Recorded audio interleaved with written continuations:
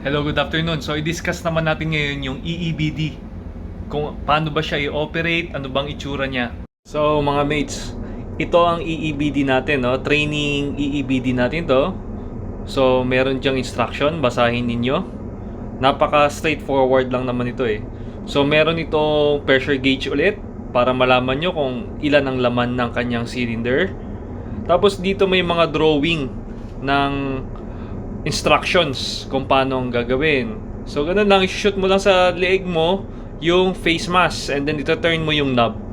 Okay? Tingnan nyo maigi. Okay, lalagay nyo sa inyong body parang bag. And then, itong knob na to, iikutin nyo para clockwise or counterclockwise. It's either way, bubuka siya. And then, ito naman yung face mask niya. Yan naman yung isusuot mo sa iyong ulo para makahinga at makatakas. So, tandaan na, ang EEBD is for escape only at hindi pang firefighting.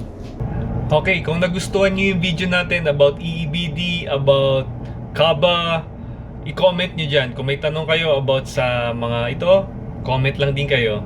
And thank you very much for your time.